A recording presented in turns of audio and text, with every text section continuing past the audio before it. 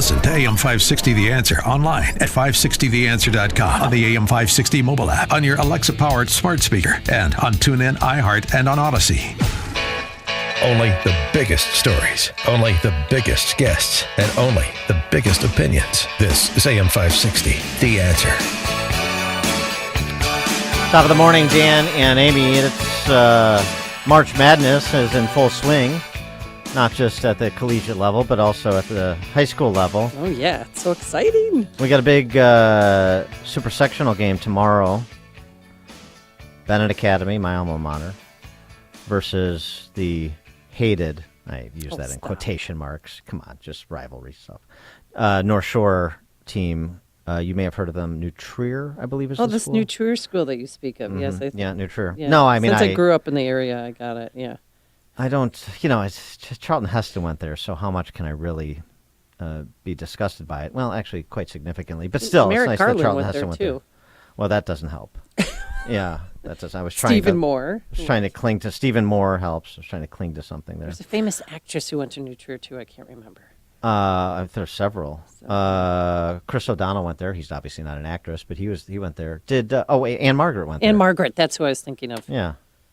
Yes, all right. Well, enough walking down the memory lane of New Trier. What about Bennett? We got Frank Kaminsky. Oh, I love Frank the Tank. That's right. We have Dan Proft. Well, he went to Bennett. Yeah, that's not quite enough. That's not. Where's the game being played, by the way? It should be at McGaw Hall in honor of the almost anniversary of the games that were played between New Trier and Marshall High School in 1965 and 1966, the Evanston Super Sectional games in 65 and 66. Obviously, we all know the backdrop of the 60s with the civil rights movement in full swing, with clashes between civil rights leaders and proponents and police, with all sorts of things going on. The Vietnam War, the backdrop, and protests over that. Joe Dondanville is a Chicago area filmmaker and documentarian. He's the executive director of a film called GameChangers, and you can find it at gamechangers.film/film. This memorializes those two contests, an all-white team from New Trier, an all-black team from Marshall, playing basketball at the highest levels, at the high school level. Many of these players went on to have substantial college careers, too. In 65 and 66. And, I sort of likened it to Texas Western versus Kentucky, the first all-black versus first all-white, Adolph Rupp's Kentucky team and Don Haskins' Texas Western team. But it's not exactly that, because, it wasn't like, I'm not going to describe purposefulness with respect to New Trier having an all-white team, where it was a little bit more clear at the collegiate level in Kentucky in an era of segregation. Jim Crow, segregation. So that's not quite the same dynamic, but the all-black, all-white, and the political tumult of the time is similar. And this is memorialized in part because there's cool 8mm footage of the two games that were both played at McGaw Hall on the campus of Northwestern. For more on these contests and the implications, and importantly, what comes through in the film to me is the relationship between the players on both teams, on either side of this rivalry that occurred over those 2 years. That's really the cool part, is having the guys from both teams talk about what those games were and what they meant and the relationship so many years after they played them. Joe Dondanville joins us now. Joe, thanks for being with us. Appreciate it. Good morning, Dan and Amy. Thanks for having me. All right. So, what do you think about New Trier Bennett tomorrow? First of all, what happens there? What's the over under? I think New Trier's a gritty team. They don't necessarily have Bennett's size, but I think Bennett's probably the favorite. But you never know when you go downstate to Champaign. So that's true. I'm excited. Oh, yeah, that's right. No, I'm sorry. The games in Champaign? Yeah, we're past the Super Sectionals. This is the Final Four, right? Yeah. Of course. Right. So 2:30 p.m. today. All right. Oh. Well, are you going to be filming it in the case you want to do a documentary about Bennett versus New Trier someday? Well, we'll have to see how it plays out. All right. Wait, who are the other two teams? It says New Trier and Bennett. The other teams are not important. Okay. let's focus. So, Joe, talk to us about New Trier and Marshall, 65 and 66. And, you've had 8mm footage, but why you decided to pursue telling this story? I met one of the guys on the New Trier team at the end of 2015 and heard about the story. And he told me about the 8mm game film that was out there. And I said, well, the first thing we have to do is digitize it and make sure this 50-some-year-old film is still usable. And but then the idea was, it's not just a New Trier story, it's a Marshall story. So we found the Marshall guys and got them together. And this is really what makes it unique, 50 years to the day after they played the game in 66. And then showed them both game films. Keep in mind, these guys had not seen each other in 50 years. I mean, teammates had, but the Marshall and New Trier guys had been shuttled off the court and never had a chance to shake hands. So it ended up being an amazing evening. And then over the next couple of years, we interviewed all the people that came, players, coaches, athletic directors, fans, cheerleaders, and wrapped those interviews in game footage. Well, what comes across to me, and at least in the snippets of interviews that punctuate the film, is you think immediately, oh, the 60s, and it's an all-black team, or all-black starting five, all-black team, I think, and all-black and all-white starting five in New Trier, and you think, oh, the 60s, and this is going to be racial in orientation, and there are going to be different perspectives, and it's going to be about racial politics and some sort of cosmic meaning behind the game.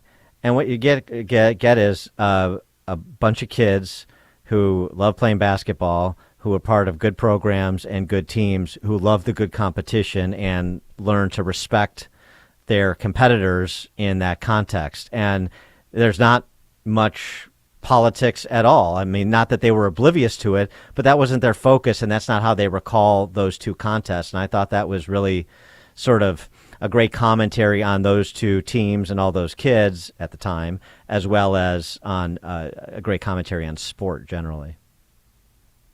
Yeah, I mean, sport has that unique ability to bring people together. It obviously also elicits passion, given our discussion about Bennett and New Trier today, right. And that's a good thing. And but yeah, the backdrop of the times, it was pretty turbulent, and the games were dramatic, and there was a lot going on. But in the end, it really was about basketball for these guys, and sports is about relationships and team, and there were some great coaches involved, Hall of Fame coaches.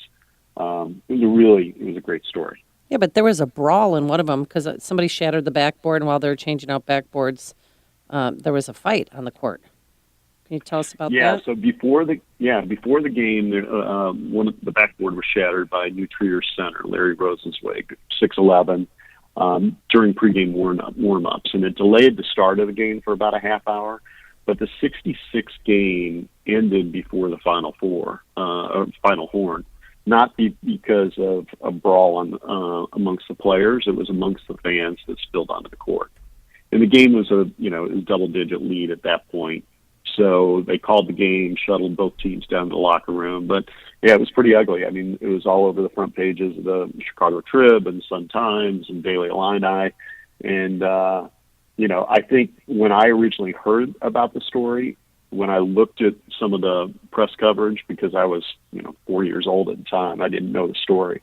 That caught my attention. But really what captures your attention after watching the film is just the people that are involved in team, and it's really kind of a historical look back at those times, but also gives you a current day perspective as well. Yeah, I mean, how do they, what was your sort of takeaway for how they view what has transpired in sports and society in general as they look back on, where they were as teenagers in the mid-'60s?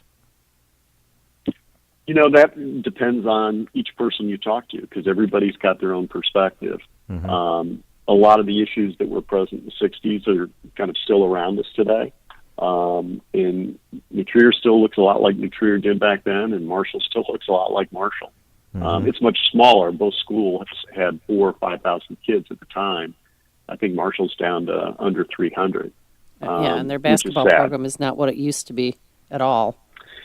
Well, the two things. The guys' team made it to the Super Sectionals this year. Oh. They're in 1A because they're small, but they had a really, really good team. And the girls' team, as you guys may know, Dorothy Gators is one. She's retired now. She's still the athletic director, but 10 state championships. She's the winningest basketball coach in the history of Illinois. Yeah, I mean, the Marshall, thinking about Marshall at 4,000 kids versus 400 today, I mean, that's a sad commentary in many respects. And basketball too. I mean, part of this is thinking about people that maybe didn't play at that level, or certainly the next level, as a lot of these guys did. And what that meant, what those games meant to them, and how that sort of informed their perspective on things, and maybe even some of their life choices. Well, we all remember kind of those big moments from high school, and even though it was 50 years later, it was amazing for these guys to recollect and then just compare their viewpoints.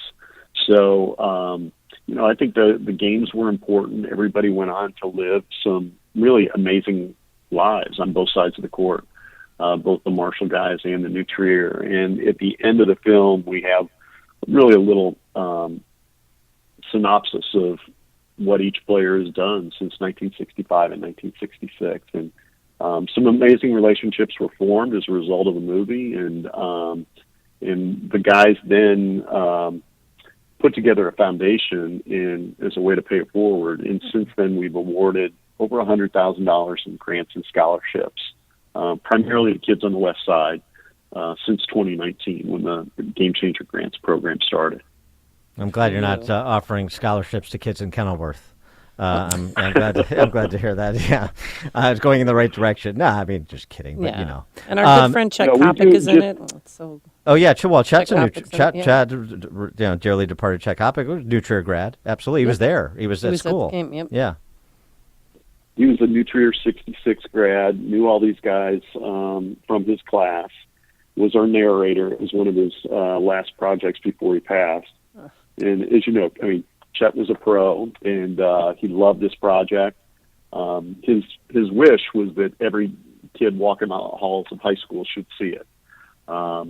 But he was the quintessential broadcaster. Now each year we give 3 grants to Marshall, 1 grant to Evanston, New Trier's rival. They were featured in the film, and then we 1 grant to a New Trier student. And one of the New Trier students that won, we've given it to a boys basketball player and a girls basketball player that are playing in college. But one of the students is a sports broadcasting student, and he's at Loyola University right now. He's got a hockey podcast.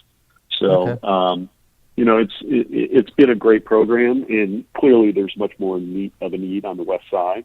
There's a lot of need in Evanston as well, but the foundation has been a really nice thing for everybody that's been involved. And that's really what the screening we're doing on this Sunday afternoon at 4 at New Trier. It's a fundraiser for the Game Changer Grants and the Scholarship Fund. Very cool. The film is Game Changers. You can view it. Well, you can go to the screening Sunday, March 12th at 4 p.m. Doors open at 3:30. That's at New Trier West at Cornog Auditorium.